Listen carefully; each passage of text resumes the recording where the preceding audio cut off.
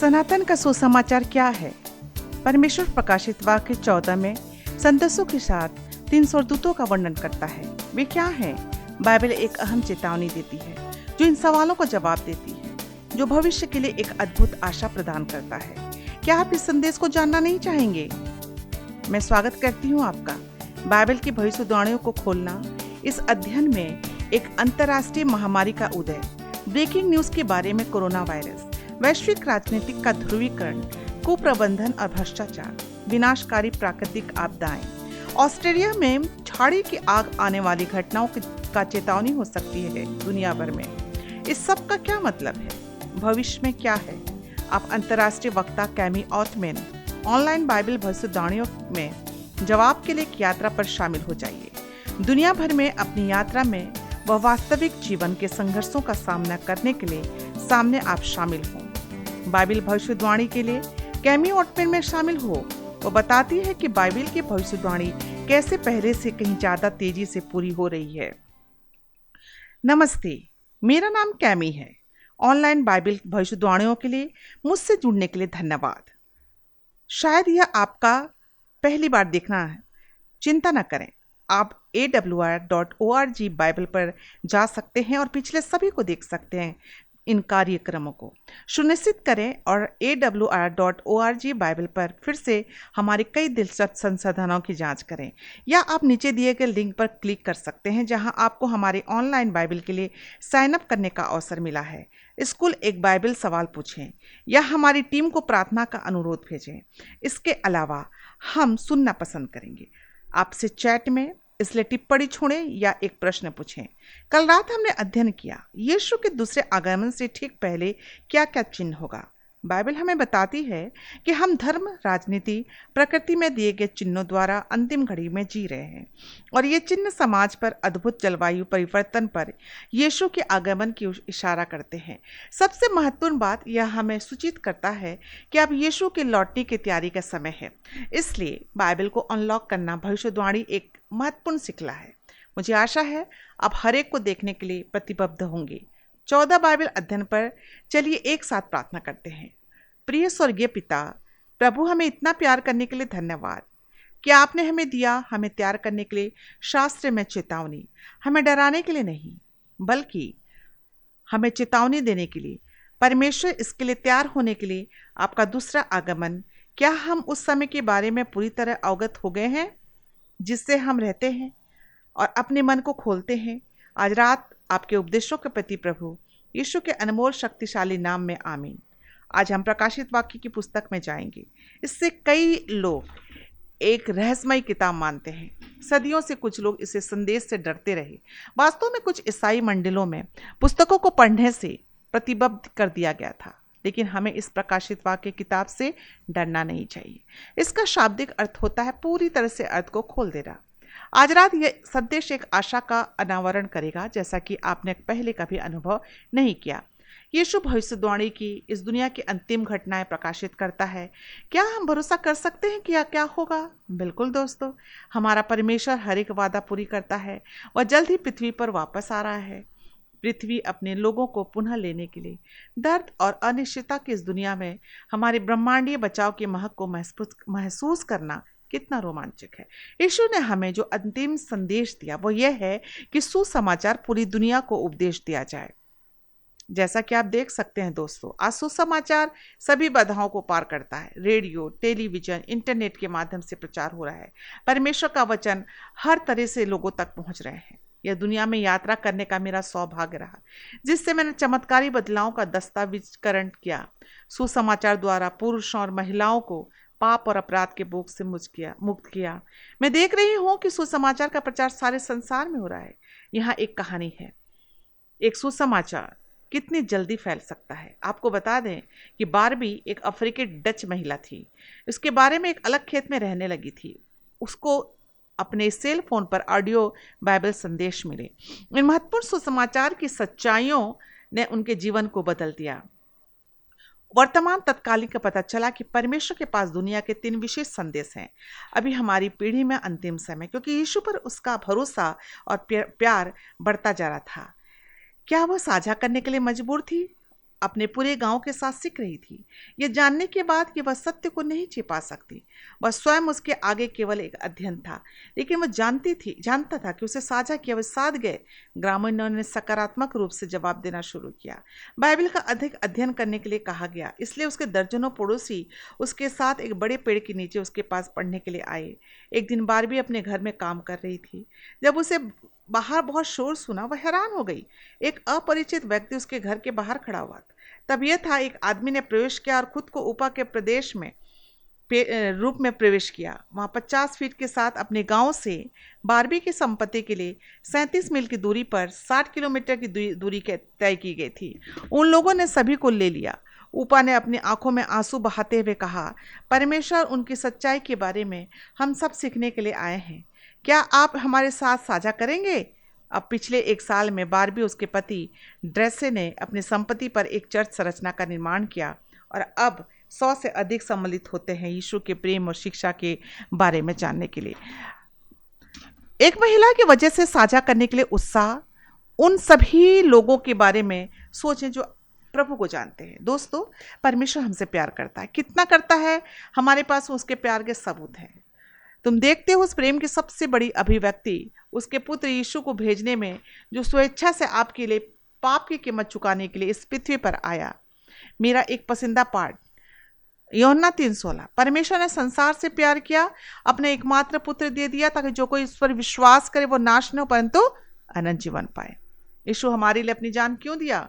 क्योंकि वो हमसे बहुत प्यार करता है। तो फिर यीशु ने ऐसा क्यों किया कि हमारे लिए मारा? खैर, रोमे 6:23 में बताती है बाइबल, पाप की मजदूरी मृत्यु है, लेकिन परमेश्वर का उपहार है हमारे प्रभु यीशु में अनंत जीवन। मसीह पाप रहित था, लेकिन फिर भी उसने हमारा दंड लिया। दूसरा कुरिन्थी 5:21 कहता है, क्योंकि वह परमेश्वर है, उसी ने हमें बनाया। वो यीशु है जो पाप को नहीं जानता। क्या आपको पता है, जब यीशु ने गेत्सेमनी के खूंखार गार्डन में कदम रखा तो हमारे पापों के भार को, सारे संसार के पापों को लगभग कुचलने के लिए अनुमति दी। हर चित्र जो वास्तविक में शामिल है, हर बलात्कार, हत्या, झूठ, विश्वासघाती, यातना, दुर्व्यवहार, सब गंदगी शुद्ध साफ परमेश्वर के बेमने से हो जाता है। यीशु ने सबको अपने ऊपर लिए लिया। मसीह स्वयं को अपमानित किया हमारे लिए। वह हमारे भीतर के अपराध की भयावह सच्चाई को खुद समझ रहा है। तुम्हारे सरमने को अपने ऊपर ले लिया। यीशु प्रार्थना करता है कि पिता, अगर इंसान को बचाने का अगर कोई दूसरा उपाय है वो भी मैं करूंगा, लेकिन अगर नहीं तो यही मानवता को बचाने के लिए आपकी इच्छा पूरी हो। पुराने नियम इजरायलियों ने अपने पापों की क्षमा के लिए जानवरों की बलि दी, जो इशारा करता था कि एक दिन यीशु हमारे लिए क्रूस पर अपना खून बहाने आएगा। पुराने नियम में अभयारण्य सेवाएं परमेश्वर की मुक्ति की योजना सिखाने के लिए तैयार की गई थी। मसीह ने अपने रिश्तों में परमेश्वर के नियम के लिए आदर्श आज्ञाकारिता का जीवन जिया और अनुकरीकरण किया। दूसरों के प्रति कार्य ईश्वर का असीम परिपूर्ण प्रेम। यीशु को जंगल में आदम और हवा अदन की वाटिका में किया था। हालांकि शैतान ने इसमें परीक्षा दी। 40 दिन के उपवास के बाद यीशु परमेश्वर के वचन के प्रति वफादार रहे। मसीह भी जीत हासिल की जहां इजराइल विफल रहा। यीशु शैतान का मुकाबला करने के लिए व्यवस्था विवरण का हवाला देते हैं। परखने वाला व्यवस्था विवरण वह पुराने नियम में। मित्रों, क्या आप देखते हैं कि यीशु कैसा शास्त्र का उपयोग करता है? पुराना वसीयतनामा और नया नियम एक साथ चलते हैं। मसीह की जीत और उसका जीवन सही आदर्श का श्रेय दिया जाता है उन लोगों के पक्ष में जो उद्धारकर्ता के रूप में स्वीकार करते हैं। क्या आप चाहते हैं कि उनका जीवन आपके लिए श्रेय दिया जाए? पिता के प्रति पूर्ण आज्ञाकारिता का जीवन। यीशु ने स्वयं को परमेश्वर के निर्दोष मेमने के रूप में पेश किया, जो दुनिया के पाप को दूर करने के लिए आया था। और मार्टिन लूथर ने इतनी खूबसूरती से व्यक्त किया, उन्होंने उसकी धार्मिकता को मेरी धार्मिकता बना दिया और मेरे पाप को उसका पाप। यदि उसने मेरा पाप किया है, उसका पाप तब मेरे पास नहीं है। मैं स्वतंत्र हूं। क्रूस पर मसीह की मृत्यु एक से अधिक ऐतिहासिक घटना अतीत में स्थित है। यह महत्वपूर्ण है कि पौल मसीह की बात करते हैं, न कि यीशु की तरह क्रूस पर चढ़ाया गया, लेकिन यीशु जो क्रूस पर चढ़ाया गया था वह जीवित है। दोस्तों, उसके जी उठने से यीशु ने मौत को मात दी, बुराई की ताकतों को हराया और हमारे लिए धार्मिकता प्राप्त की। उसके पुनरुत्थान हमारे भविष्य की अमरता की प्रतिज्ञा बन गया। हालांकि वह गुलाब हमें हमेशा के लिए रख सकते हैं। ईश्वर ने हमें जीवन में नएपन में चलने के लिए प्रेरणा दी। यह केवल उसी के कारण है। फिर हम फिर से पैदा हो सकते हैं। हमारे लिए उनके महान प्रेम के कारण उन्होंने परम बलिदान दिया और हमारी ओर से भुगतान किया। परमेश्वर सब कुछ कर रहा है, हमें चेतावनी दे सकता है ताकि हम किसके लिए तैयार हों। आने वाला है। आइए याद करते हैं हमारा विषय। अगर ये बाइबल में है तो मुझे विश्वास है, और अगर यह असहमत है बाइबल के साथ तो यह मेरे लिए नहीं है। एक साथ चलो इस जरूरी में जाएं, वार्मिंग को देखें। बाइबल में प्रकाशित वाक्य किताब से भविष्यवाणी की गई जो परमेश्वर ने विशेष रूप से हमारी पीढ़ी के लिए दी। मैं मत्ती 24 में कल रात हमने देखा था कि अंत समय में चिन्ह आवृत्ति और तीव्रता में बढ़ रहे हैं। प्रकाशित वाक्य में परमेश्वर के अंतिम दिन का संदेश सामने आया। वो हमेशा एक चेतावनी भेजता है, अपने लोगों को प्रमुख विश्वव्यापी घटनाओं के लिए तैयार कर रहा है और अनंत भाग्य को प्रभावित करते हैं। वहाँ एक है बाइबल पैटर्न, वास्तव में जो आज रात की खोज के लिए प्रमुख बहुत रोमांचक है। एक प्यार करने वाला परमेश्वर स्त्री और पुरुषों को आमंत्रित करता है ताकि आने वाली आपदा से उनको बचाया जा सके। वह हमें उत्पत्ति के समय से अपना उद्धारकर्ता के कार्य को प्रकट करता आया है। आइए कुछ उदाहरण को देखें। परमेश्वर नूह को निर्देश दिया कि स्त्री और पुरुष को दुनिया के आने वाले विनाश से बचाने के लिए तैयार करें। परमेश्वर लोगों को बाढ़ से नष्ट नहीं बचाने की योजना बनाई। परमेश्वर का अनुग्रह बहुत महान, अविश्वसनीय धैर्य रखा कि नूह ने न्याय की चेतावनी देने के लिए कहा और लोगों को निर्णय लेने के लिए 120 साल दिया गया। यही कारण है कि 120 साल की दया, 120 साल की कृपा, 120 साल की प्यारी अपील। क्या यह महान नहीं? दया और चेतावनी हमेशा प्रमुख बाइबल घटनाओं से पहले है। ईश्वर ने बाढ़ भेजी, तभी नूह के दिनों में निवासियों ने दया के संदेश को अस्वीकार कर दिया। यह स्पष्ट हो गया कि परमेश्वर का असली अनुयायी थे वो कितने थे। यहाँ एक उदाहरण है। परमेश्वर ने यूसुफ के दिनों में भी इसी तरह से मिसाल दी। उसने खुलासा किया कि मिस्र की भूमि पर एक अकाल आ रहा है, लेकिन सूखा पड़ने से पहले उन्होंने जोसेफ के नाम के एक व्यक्ति को न केवल चेतावनी का संदेश वाहक बनाया बल्कि जोसेफ से आने वाली तबाही से बचने का भी उपाय बताया। परमेश्वर ने फिरौन और मिस्रियों को 7 साल के अकाल से बचने के लिए भोजन वस्तु को इकट्ठा करने को भी कहा। परमेश्वर उनकी आज्ञाओं का पालन करने को बचाता है। परमेश्वर देखता है कि कौन उसके आज्ञा का पालन करते हैं। पुराने नियम में यह हमेशा बार बार दोहराया गया। परमेश्वर अंतिम न्याय से पहले इजराइल को चेतावनी देने के लिए अपने नबियों को भेजा। कितनी अच्छी बात है। नए नियम में परमेश्वर ने पहली बपतिस्मा देने वाले यूहन्ना को मार्ग तैयार करने के लिए भेजा। यूहन्ना ने शक्तिशाली चौंकाने वाली सच्चाइयों का प्रचार यीशु के आगमन के आगे किया ताकि सबका ध्यान खींच सके। बाइबल यूहन्ना को जंगल में पुकारने वाले का आवाज के तौर पर वर्णन करता है कि टेढ़ी मेढ़े मार्ग को सीधा करो। हमारा ईश्वर स्थिर और विश्वास योग्य है। वो जो कहता वो पूरा करेगा और हम उस पर भरोसा कर सकते हैं। जब वो हमें चेतावनी देता है, वास्तव में वो कैसे करता है। आइए हम 3 स्वर्गदूतों के संदेशों का अध्ययन करें जो हमें विश्व को हिलाने वाली महान घटनाओं के लिए तैयार करते हैं। वह जल्द ही आने वाला है। फिर एक बार फिर परमेश्वर देखना चाहते हैं कि कौन उसका आज्ञा पालन करता है। बाइबल की आखिरी किताब प्रकाशित वाक्य में परमेश्वर ने हमें चेतावनी दी जो अंतिम दिनों के लिए समझना उतना महत्वपूर्ण है। नूह, यूसुफ, यूहन्ना बपतिस्मा देने वालों के दिन में था। आइए हम प्रकाशित वाक्य 14 को इस अंत समय का भविष्यवाणी को पढ़ें। हम इसमें देखेंगे कि 3 स्वर्गदूत द्वारा घोषित किया गया। आइए संदेश के साथ शुरू करें। प्रकाशित वाक्य 14, 6 और 7 परमेश्वर का अंतिम संदेश एक तत्काल संदेश के रूप में चित्रित किया गया। पृथ्वी के छोर तक स्वर्गदूतों द्वारा तेजी से दिए जा रहे हैं। ये सार्वभौमिक है दोस्तों। ये सुसमाचार हर एक के लिए है। हर राष्ट्र, हर जात, हर भाषा पृथ्वी के आखिरी घंटे में जीत रहे हैं। वह क्या है? यीशु के द्वारा हमारे पापों को क्षमा किया गया ताकि हम स्वर्ग में अनंत जीवन पा सकें। वह हमारे पापों को क्षमा करने में वास्तविक आनंद का अनुभव करने के लिए हमें कहता है और यीशु के जरिए हम पापों से आजाद हो सकते हैं। प्रेरित पौलुस ने इसका वर्णन किया। 1 कुरिन्थी 15:3-4 में मसीह हमारे पापों के लिए मारा गया, पवित्र शास्त्र के अनुसार दफनाया गया और तीसरे दिन क्या किया? जी उठा। 4 में आनंद सुसमाचार के विषय में कहता है। पहली बात, मसीह यीशु हमारे पापों के लिए मारा गया। सुसमाचार मसीह के बलिदान पर केंद्रित है। हमारी आशा यीशु के क्रूस में लंगर डाले हुए है। हमारा विश्वास इस पर निर्भर करता है कि यीशु ने हमारे लिए क्या किया और न कि हमने क्या किया। इफिसी 2:8-9 में विश्वास के द्वारा अनुग्रह ही हमारा उद्धार हुआ है। यह तुम्हारी ओर से नहीं वरन परमेश्वर का दान है और न कर्मों के कारण, ऐसा न हो कि घमंड करे। दूसरी बात, यीशु एक आदर्श जीवन जिया। हम अपूर्ण हैं, वो परिपूर्ण था। उसकी पूर्ण धार्मिकता के द्वारा हम परमेश्वर के न्याय सिंहासन के सामने खड़ा होते हैं ताकि परमेश्वर पिता हमें देखे, केवल यीशु की धार्मिकता को देखे। यद्यपि हमारा पाप लाल रंग का क्यों ना हो, वो बर्फ के नाम श्वेत हो जाएंगे। आप गिनती करें, मसीह मरे में से जी उठे। यीशु हमारे लिए मरा, हमारे लिए जीवित है। हम सभी कमजोरियों और पापों के साथ उसके पास आ सकते हैं। हमारा परमेश्वर पत्थर का नहीं जो उखड़ जाता है, वह जिंदा है। चौथी बात, यीशु स्वर्गीय पिता के पास चढ़ा। यह महत्वपूर्ण है कि दुनिया के सारे राजनीतिक नेता मर जाते हैं।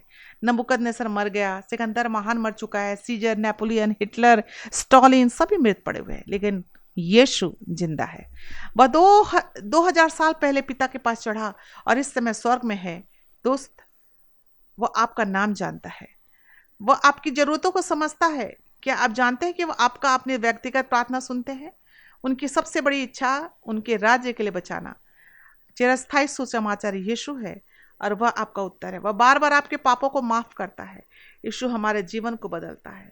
जब कोई यीशु को प्यार को समझ लेता है तो यीशु को अपने जीवन में स्वीकार कर लेता है। उसके पास अनंत जीवन है। मैंने इसको कम्युनिस्ट विद्रोही को देखा जो अपना हथियार को छोड़कर उपासना में शामिल हो गए। एक सुंदर बपतिस्मा समारोह में उन्होंने हिस्सा लिया। नेपाल के हिमालय पर्वत में मेरे वीडियो चालक दल और मैं एक नए बपतिस्मा के लिए यात्रा करने के लिए एक क्रिश्चियन गांव में गए, और मैंने व्यक्तिगत रूप से एक दुष्ट आत्मा को पूजा करने वाली डॉक्टर के जीवन में मरपेश्वर का शक्ति और यीशु का नया आनंद देखा। उन्होंने माना कि राजाओं के राजा के सामने इस संसार का ईश्वर कोई मुकाबला नहीं है। मुझे एक युवा लड़की की कहानी पसंद है जिसने अपने गांव की सुरक्षा को छोड़ दिया और शहर में कमाने गई। उसे वेश्यावृत्ति में फंसाया गया, जेल में बंद कर दिया गया। आश्चर्य रूप से उसे भुगतान के लिए छोटी सी रेडियो दिया गया। एक रात वह यीशु के बारे में जान जाती है और उसका यीशु उसका निजी उद्धारकर्ता, उसकी चिकित्सा का क्षमा है। आशा और जागृति उसके भीतर विकास हुआ और उसका जीवन बच गया। अब वो परमेश्वर की बेटी के रूप में स्वतंत्र जीवन जी रही है। मित्रों, यीशु किसी का भी जीवन बदल सकता है। वह परम सज्जन है, इसलिए आपको उन्हें अपने हृदय में आमंत्रित करना चाहिए। वह आपके बोझ को ढोएगा और आपके जीवन को शांति देगा और उपलब्ध कराएगा। वह चाहता है कि हम सभी उसकी उपचार शक्ति और अनुग्रह के बारे में जाने, इसलिए वो हमें वो करना है जो पूरी दुनिया को बताएं, ठीक उसी तरह जैसे मत्ती 24:14 में लिखा है। पूरी दुनिया सुसमाचार का प्रचार किया जाएगा। यीशु के आने से पहले प्रत्येक व्यक्ति के पास प्रतिक्रिया देने का अवसर होगा। परमेश्वर को चुने हुए संसार को वह लगातार हमारी रक्षा कर रहा है, हमारी निगरानी कर रहा है। ब्रह्मांड का राजा आपका ध्यान आकर्षित कर रहा है। क्या आप इस पर विश्वास करेंगे?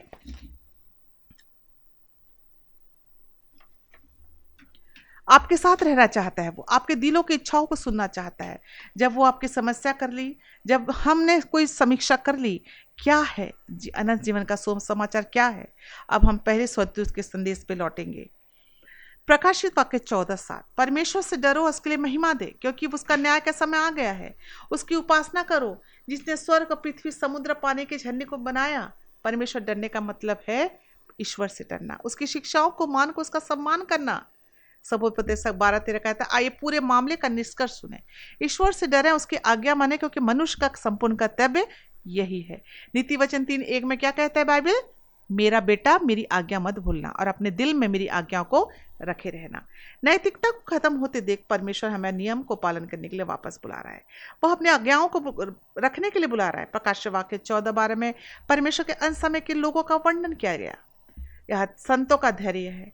यहाँ वे हैं जो आज्ञाओं को मानते हैं, परमेश्वर यीशु का विश्वास रखते हैं। यह आज्ञाकारिता का आह्वान है। आज्ञाकारिता एक उपेक्षित सत्य है। आज कुछ ईसाई मंडियां परमेश्वर की आज्ञा को बिना पालन किए मुक्त अनुग्रह पर जोर देते हैं, परमेश्वर के नियम के महत्व का इंकार करते हैं। अब परमेश्वर का नियम क्या है? यह परमेश्वर का चरित्र का प्रतिबिंब है। 10 आज्ञाओं को लिखा गया है। वह चाहता है कि हम उसकी तरह शांति और आज्ञाओं को माने, इसलिए जब हम उसकी आज्ञाओं को मानते हैं तो वह एक सर्वोत्तम जीवन है। दूसरी यह कि परमेश्वर को महिमा देने के लिए एक आह्वान है। परमेश्वर को महिमा देने के लिए क्या मतलब है? इसका अर्थ यह है कि हमारी जीवन शैली से उसके अपने जीवन में उसे प्रतिष्ठित करना। अंतिम दिन का संदेश हमें परमेश्वर का सम्मान करने के लिए बुला रहा है। हमें शरीर के साथ कैसा व्यवहार करते हैं, इससे शामिल है कि हम क्या खाते हैं, क्या पीते हैं। 1 कुरिन्थी 10:31 कहता है कि चाहे तुम जो भी हो, खाओ पियो, जो कुछ भी करो, सब परमेश्वर की महिमा के लिए करो। रोमियो 12 में क्या लिखता है कि भाइयों, परमेश्वर की दया स्मरण दिलाकर तुमसे विनती करता हूं कि अपने आप को, आपके शरीर को एक जीवित और पवित्र परमेश्वर को भावता हुआ बलिदान करके समर्पित करो। यही तुम्हारी आत्मिक सेवा है। हमारी जिंदगी से अपील करता है कि हम उसे पहलू में मान और सम्मान दें। प्रकाशित वाक्य 14:7 में किसकी उपासना करने की बात कहती है? हम किससे पूछते हैं? सृष्टिकर्ता को नहीं। हम किससे पूछते हैं? कर्म कर्म विकास युग के में जब लोगों ने एक सृष्टिकर्ता परमेश्वर के विचार को खारिज कर दिया, प्रकाशित वाक्य 14:7 में हमसे अपील करता है कि उसकी उपासना करो जिसने किसे बनाया? स्वर्ग और पृथ्वी को बनाया। उपासना का बहुत आधारिक तथ्य है। ईश्वर ने हमें बनाया। प्रकाशित वाक्य 4:11 आप योग्य है हे प्रभु, आपके लिए गौरव, सम्मान और शक्ति प्राप्त करने के लिए क्यों न सभी चीजों का निर्माण किया जाए और आपकी इच्छा से वे मौजूद हैं और बनाए गए हैं। अंतिम संघर्ष सच्चा झूठी उपासना के मुद्दे पर केंद्रित है और विशेष रूप से हम किसकी उपासना करते हैं? सृष्टिकर्ता या इंसान? हमें बनाने वाले को, उस पशु को?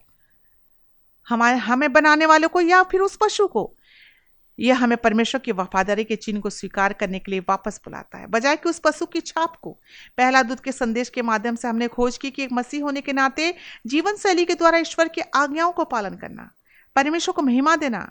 हमें ऐसा क्यों करना चाहिए? इसलिए कि वो हमारा सृष्टिकर्ता है, वो उसने हमें बनाया है, इसलिए हम उसकी निष्ठा के योग्य हैं। आइए जाने संदेश इतनी जटिल क्यों है। प्रकाशित वाक्य 14:7 परमेश्वर का भय मानना, उसकी महिमा करना, न्याय करने का समय निकट है।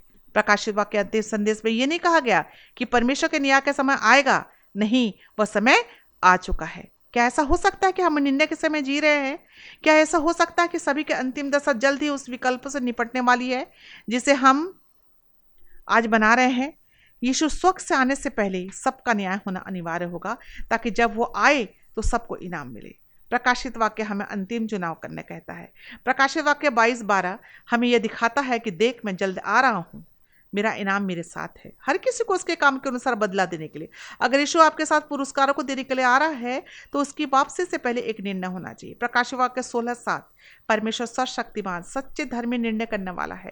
परमेश्वर कभी भी गलती नहीं करता। सांसारिक न्यायालय और न्यायाधीश गलती ही करते हैं, लेकिन हमारा महान राजा कभी गलती नहीं करता। उसके निर्णय सच्चे और धर्मी होते हैं। आप उसके निष्पक्ष होने के लिए भरोसा कर सकते हैं। प्रकाशित वाक्य बताता कि यीशु के आने के पहले हर जीवित मनुष्य पहले ही अपना अंतिम निर्णय ले चुका है, चाहे मसीह के लिए या मसीह के खिलाफ।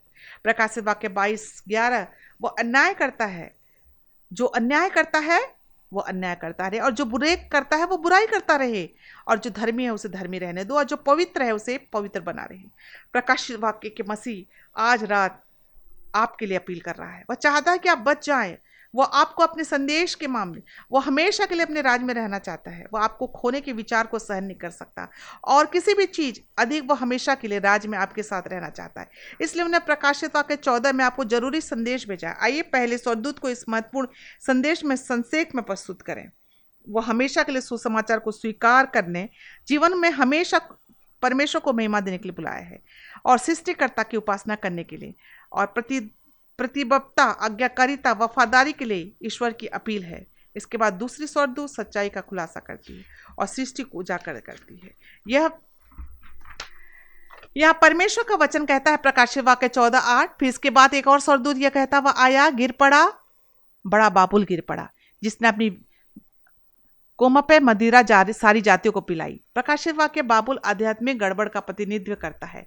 जिस प्रकार परमेश्वर बाबुल का गुम्बद में भाषाओं को गड़बड़ किया, अंत समय में ईसाई चर्च में इंसानों द्वारा बनाया गया परंपरा सच्चे शिक्षाओं को गड़बड़ पैदा किया। दूसरे स्वर्गदूत घोषणा करता है कि सभी मानव निर्मित सिस्टम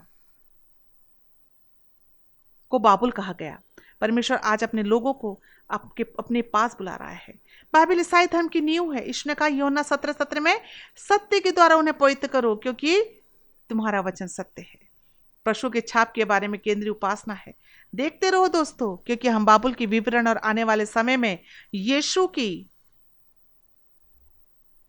छाप पर, उस पशु की छाप में स्वर्गदूतों ने गंभीर चेतावनी दिया। क्या आप विवरण को याद नहीं करना चाहेंगे? अब आइए प्रकाश वाक्य 14:9 में तीसरे स्वर्गदूत के संदेश को देखें। इसके बाद तीसरा स्वर्गदूत बड़े शब्द के साथ कहता हुआ आया, जो कोई पशु और उसकी पूजा करे अपने माथे पर, अपने हाथ पर उसकी छाप ले ले। ये तीन स्वर्गदूत अंत समय के उन लोगों के विवरण के साथ समाप्त होते हैं जो वफादार हैं।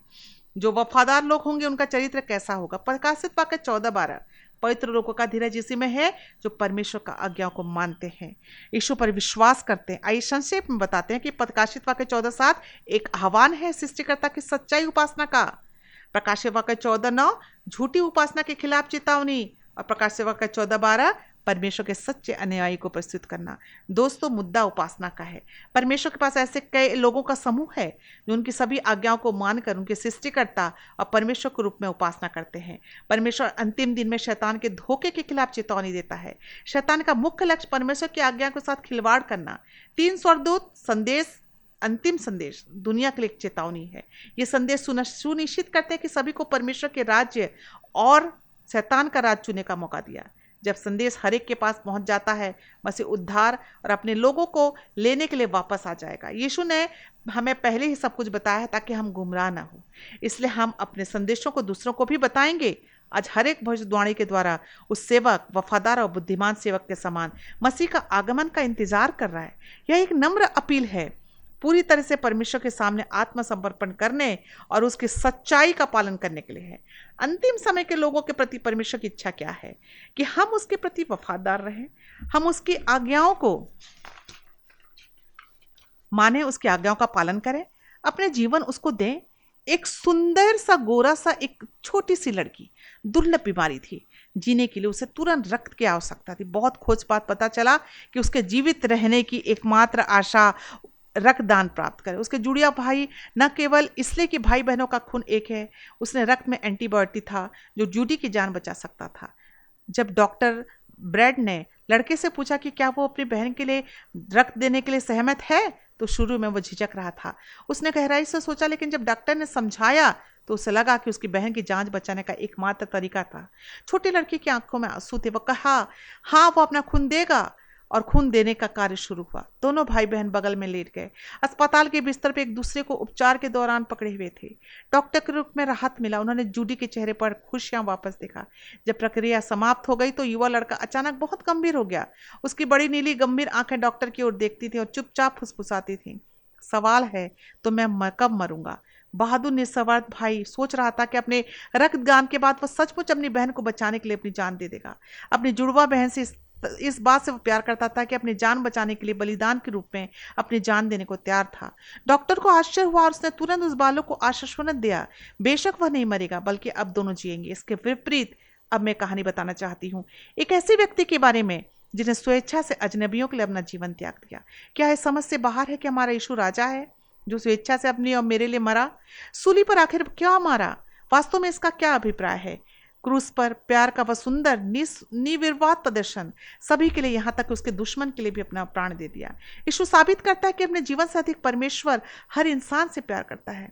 जब लोग क्रॉस को देखेंगे तो परमेश्वर के प्रेम को समझेंगे, क्रॉस के पास वापस आएंगे। परमेश्वर किसी को मजबूर नहीं करता, बस उनसे वो प्यार जबरदस्ती नहीं करता, बल्कि स्वेच्छा लोग परमेश्वर से प्रेम को समझेंगे। क्रूस पर उसके साथ 2 चीजें हो रही है, शैतान को हरा दिया गया और इंसानी दिलों को वापस जीत लिया गया। कुलुस्सी 2:15 में पौल हमें बताता है कि क्रूस नीरस बुरी शक्तियों का यह यीशु था जो शैतान का सार्वजनिक तमाशा बना दिया गया। यीशु सभी लोगों, सभी स्वर्गदूत, सभी अन्य द्विनाधारी सबको दिखा दिया गया। वह शैतान के बलपूर्वक और जबरदस्ती के तरीके, दोषपूर्ण तरीके से कार्य करता और परमेश्वर के प्रेम का नीति से कार्य करता। यीशु इस बात को साबित किया कि प्यार अधिक शक्तिशाली होता है। इसी तरह से यीशु अंधकार के राज के खिलाफ युद्ध जीतता है।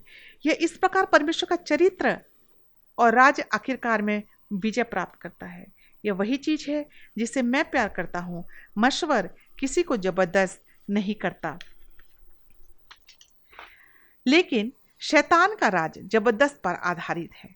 लेकिन वास्तव में शैतान वह भड़क गया, होशियार हो गया, खेला गया, लेकिन विजय उसी क्षण आता है जब शैतान सोच रहा था कि यीशु को भयानक गुप्त राक्षस की तरीके से हत्या कर ली। यह वैसा ही है जैसा शैतान गर्व के साथ अपनी छाती को तान के खुशी मना रहा था। वह वास्तव में विश्वास करता था, वह जीता था, लेकिन उसी क्षण उसने महसूस किया कि मैंने इसे खो दिया है। क्रॉस पर क्या हुआ? यह है कि प्यार और स्वार्थ खड़ा हुआ, आमने सामने और प्रेम से जीत हासिल की। यीशु फिर से जी उठा दोस्तों, इसलिए वह 3 स्वर्गदूतों के संदेश को हमें भेजता है, हमें चेतावनी देने के लिए, हमें उसके आने के लिए तैयार करने के लिए, एक बार हमें समझाने के लिए कि वो हमसे कितना प्यार करता है। आज इस प्रस्तुति का संदेश सुनने में क्या आप आराम से, क्या आपको परमेश्वर की चेतावनी से सावधान रहने की जरूरत है? यीशु के पीछे कालने का आप आज फैसला करें। यीशु कहता है यूहन्ना 14:1-3 में कि तुम्हारा मन व्याकुल ना हो, तुम परमेश्वर पर विश्वास रखते हो, मुझ पर भी विश्वास रखो। मेरे पिता के घर में बहुत से रहने के स्थान हैं, यदि ना होते तो मैं तुमसे कह देता, क्योंकि मैं तुम्हारे लिए जगह तैयार करने जाता हूँ। यदि जाकर तुम्हारे लिए जगह तैयार करूँ तो फिर आकर तुम्हें ले जाऊंगा कि जहाँ मैं रहूँ वहाँ तुम भी रहो। ब्रह्मांड का राजा यीशु आपको हमेशा हमेशा के लिए साथ देखना चाहता है। सूली पर मारा गया, जब लोग उस क्रूस को देखते हैं, जब उस लोग क्रूस को देखेंगे तो परमेश्वर के प्रेम को समझेंगे और क्रूस के पास वापस आएंगे। परमेश्वर किसी को मजबूर नहीं करता, परमेश्वर हर किसी से प्यार करता है, हर किसी के जीवन को बदलना चाहता है। परमेश्वर चाहता है कि हर एक इंसान उसके राज्य में आए। परमेश्वर चाहता है कि यदि आपकी इच्छा है तो नीचे दिए गए लिंक पर क्लिक करें। आज रात आप निर्णय ले रहे हैं, आइए आप मिलकर प्रार्थना करें। आइए सनातन का सुसमाचार के विषय में जानें। प्रकाशित वाक्य 14 के संदेशों में 3 स्वर्गदूतों के संदेशों का जो वर्णन हुआ उसके बारे में जानें। उस स्वर्गीय पिता का धन्यवाद करें कि उस 3 स्वर्गदूतों के संदेश को भेजकर हमें आने वाले समय के बारे में चेतावनी दिया गया है। यीशु हमारे लिए बलिदान होकर स्वर्ग का मार्ग तैयार किया। उस स्वर्ग के मार्ग तैयार करने वाले ईश्वर के बारे में हम समझें। नेपाल के हिमालय पर्वत में जब वीडियो चालक दल और नए बपतिस्मा के लिए यात्रा करने के लिए किशन गांव गए थे तो उन्होंने व्यक्तिगत रूप से एक दुष्टात्मा को वहां देखा था। डॉक्टर के जीवन में वो यीशु का वो उन्होंने आनंद देखा था। उन्होंने माना था कि राजाओं के राजा के सामने दूसरा कोई ईश्वर है ही नहीं। उस युवा लड़की के बारे में याद करें, उस युवा लड़की की कहानी जिसने गांव की सुरक्षा को छोड़ दिया, वो शहर आ गई, शहर में आके वेश्यावृत्ति में फंस गई और वेश्यावृत्ति में फंसने के बाद प्रभु यीशु ने उन्हें बचा लिया। परमेश्वर का अनुग्रह बहुत महान है दोस्तों। अविश्वसनीय रूप से धैर्य रखा जाए। नूह के समय की चेतावनी के लिए कहा गया, लोगों का निर्णय लेने के लिए कितने साल लगे? 120 साल लगे। यह कारण है कि 120 साल की दया, 120 साल की कृपा और 120 साल की प्यारी पे। क्या यह महान नहीं कि दया और चेतावनी परमेश्वर हमें देता है? बाइबल घटनाओं से पहले वो हमें तैयार करना चाहता है ताकि ईश्वर जो बाढ़ भेजा नूह के समय में वो आज हमें ना मिले। यह स्पष्ट हो गया है कि ईश्वर का असली अनुयायी कितने थे। एक और उदाहरण, परमेश्वर ने यूसुफ के दिनों में भी ऐसी मिसाल दी थी, जैसा कि मैंने आपको पहले ही बता दी हूं। लेकिन वास्तव में क्या उस समय शैतान होशियार था? होशियार हो गया और खेला भी गया, लेकिन विजय उसी क्षण आता रहा जब शैतान सोच रहा था। उसने यीशु भयानक गुप्त राक्षस की तरीके से हत्या कर ली। यह वैसा ही है जैसा शैतान गर्व के साथ अपनी छाती को तान खुशी बना रहा है। यह वास्तव में विश्वास करता है, वह जीता है, लेकिन उसने क्षण महसूस किया। उसने कहा मैंने खो दिया है। क्या खोया है? क्रूस पर क्या हुआ? क्रूस पर क्या हुआ था? वह प्यार। क्रूस पर प्रभु यीशु ने अपना प्यार दिखाया। वह निस्वार्थ वहां खड़ा हुआ था। आमने सामने प्रेम ने जीत हासिल कर ली। यीशु के आजू बाजू 2 लोग भी थे। उन्होंने देखा कि ये सच्ची में परमेश्वर का पुत्र है। अजीजों, दोस्तों, यीशु फिर से जी उठा, इसलिए उसने 3 स्वर्गदूतों के संदेश को आज हमारे लिए भेजता है। इसलिए भेजता है कि वो हमसे प्यार करता है। आज इस प्रस्तुति का संदेश सुनने में क्या आप परमेश्वर की चेतावनी से सावधान रहने के लिए तैयार हैं? यीशु के पीछे चलने के लिए आज तैयार हैं? आज फैसला आपको करना है। आज फैसला करिए कि परमेश्वर के घर में आपको रहना है कि शैतान के घर पे रहना है। परमेश्वर अपने वचन में कहता है कि मुझ पर विश्वास रखो, मैं तुम्हारे लिए जगह तैयार करने जाता हूं, और जब मैं आऊंगा तो तुम्हारे लिए जगह तैयार करूंगा कि जहां मैं रहूं वहां तुम भी रहो। आज अपनी आवाज़ को जहाँ भी हैं, जैसे भी हैं, क्या हम परमेश्वर की आवाज़ को सुन रहे हैं? जहाँ हम खड़े हैं, क्या हम वहाँ से परमेश्वर की आवाज़ में सुन रहे हैं? आप जहाँ से भी उसकी आवाज़ को सुन सकते हैं। क्या आप जवाब में ये कह सकते हैं कि हाँ परमेश्वर, मैं अपने आप को, अपने जीवन को आपके साथ देना चाहता हूँ, आपके साथ रहना चाहता हूँ? यदि आपकी इच्छा है तो आइए आप हमारे साथ इस वर्ल्ड रेडियो के इस लिंक को क्लिक करें और आज रात आप निर्णय लें, आज रात आप सोचें कि क्या परमेश्वर ने आपके जीवन को बदला है? क्या परमेश्वर के साथ रहना चाहते हैं? आपकी इच्छा क्या है? क्या आप उस 3 स्वर्गदूत के संदेश को सुनना पसंद करते हैं? क्या वो संदेश आपके जीवन को बदल के रख दिया? क्या आप चाहते हैं कि प्रभु आपके जीवन में कुछ कार्य करे? तो आज आप हमारे लिंक पर क्लिक करें और आप निर्णय लें, प्रार्थना करें। स्वर्गीय पिता, हमें 3 स्वर्गदूतों के संदेश भेजकर हमें आने वाले समय के बारे में चेतावनी दिया। हम चाहते हैं कि हमारा जीवन बदल जाए। हम चाहते हैं कि हम आपके साथ रह सकें। हम आपको अपना जीवन देना चाहते हैं। हमारे बलिदान को ग्रहण कर, हमारे बलिदान होकर स्वर्ग का मार्ग तैयार कर। परमेश्वर प्रत्येक के दिलों को तैयार करने के लिए भी सुन रहा है। दोस्तों, आपका आना बहुत निकट है। प्रभु पिता महान दयालु अनुग्रहकारी परमेश्वर है। हम यहाँ पर हैं। याद रखें, आप हमारे ऑनलाइन बाइबल अध्ययन के लिए भी पंजीकरण कर सकते हैं। सिर्फ नीचे के लिंक पर क्लिक करें, धन्यवाद करें, ईश्वर को धन्यवाद दें, हर एक बात के लिए धन्यवाद दें। ईश्वर राजाओं का राजा है, लेकिन वास्तव में शैतान हमारे इस बात से खुश नहीं होगा। आज की रात आपको जब निर्णय करेंगे, शैतान भी आपको बहकाने की कोशिश करेगा, लेकिन आज आपको परमेश्वर की आवाज़ सुननी है। आज आपको जीवन अपना देना है, उसके साथ रहने की आपको ज़रूरत है। यदि आपकी इच्छा हाँ में होती है तो आप उस लिंक को क्लिक करके उसमें आप लिख भी सकते हैं। आप अपने लिए प्रार्थना भी कर सकते हैं। आपने यहाँ 3 स्वर्गदूतों का जो संदेश सुना, उस संदेश को सुन के अगर आपका जीवन बदलता है तो उसके बारे में हमें लिख सकते हैं। और इस बारे में, आने वाले समय के बारे में जो चेतावनी दिया गया कि यीशु हमारे लिए बलिदान होकर स्वर्ग का मार्ग तैयार किया गया है, इसके बारे में दुनिया के लोगों को भी बता सकते हैं। परमेश्वर प्रत्येक के दिलों को तैयार करे, परमेश्वर प्रत्येक के दिलों को छुए, क्योंकि परमेश्वर का दिन बहुत निकट है, परंतु द्वार पर है। हे महान दयालु, आइए हम प्रार्थना करें। महान दयालु अनुग्रहकारी परमेश्वर पिता, यीशु के अनमोल और शक्तिशाली नाम में तेरे पास आते हैं और उन लोगों के लिए प्रार्थना करते हैं जिन्होंने आज हमारे इस संदेश को सुना। हर एक के दिलों को बदल दीजिए, हर एक के दिलों में ये काम करिए कि वो ये जो संदेश सुने हैं उसको अपने जीवन में लेने वाले हो सकें, उस संदेश को आपके सुनकर आपको अपना जीवन देने वाले हो सकें। शैतान के हर एक बातों से उन्हें दूर रखिए। आज हम सारे लोगों को आपके पवित्र हाथ में सौंपते हैं। हम कल रात के लिए हमसे जुड़े बाइबल की भविष्यवाणियों को खोलना, परमेश्वर के तरीकों को चुने और अपने आप को इस बात के लिए तैयार करें। आप सबों को प्रभु यीशु मसीह के मीठे और पवित्र नाम में धन्यवाद। शुभ रात्रि दोस्तों, धन्यवाद।